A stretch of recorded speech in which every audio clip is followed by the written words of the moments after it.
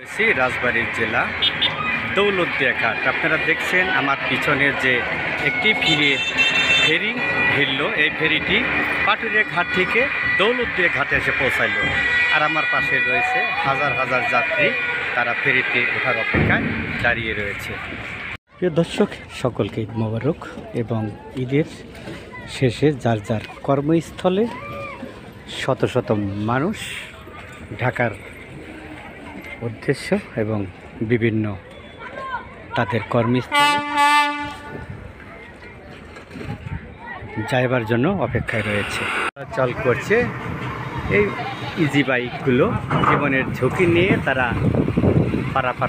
আপনারা দেখতে পাচ্ছেন যে আসলে হাজারো হাজার মানুষ রয়েছে, তারা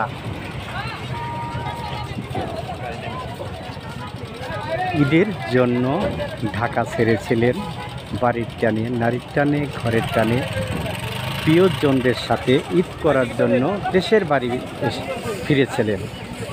অবশেষে আজ রোববার ছুটি শেষ হলেও এই ঈদ যাত্রা শেষে তারা নিজ নিজ কর্মস্থলে সকলেই ফিরছে। আমি সেই বিষয় নিয়ে আপনাদেরকে দেখাচ্ছি, আপনারা আমার সাথে থাকুন। বিস্তারিত দেখাবো যে ফেরিঘাটের প্রচণ্ড যানজট রয়েছে অনেক দর্শক, তারা ফেরিতে ওঠার জন্য ভিড় জমেছে। আমি এই মুহূর্তে রয়েছি রাজবাড়ী জেলা দৌলতদিয়া ঘাটে। আপনারা দেখছেন যে হাজারো হাজারো মানুষ তারা কর্মস্থলে ফিরে যাচ্ছে। পবিত্র মাহে রমজান ঈদের শেষ হলেও ছুটি শেষ হয়ে গেছে, এরপরেও আপনারা দেখছেন শত শত মানুষ তারা যার যার নিজ কর্মস্থলে তারা ফিরে যাচ্ছে। আমি সেই বিষয় নিয়ে আপনাদের সাথে রয়েছি। আমি Sheikh Mohammad Bellal Hossain, online news Bangla.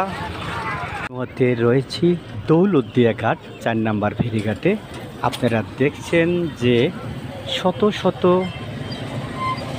Easy bike ও মোটর সাইকেল তারা এভাবে বেপরোয়াভাবেও কিন্তু চলাচল করে ফেরিতে উঠছে। আর সে সাথে বলবো যে যারা কর্মস্থল ত্যাগ করে ঈদ উদযাপন করার জন্য নিজ দেশের বাড়ি এলাকায় এসেছিলেন, এখন যার যার কর্মস্থলে তারা যোগদানে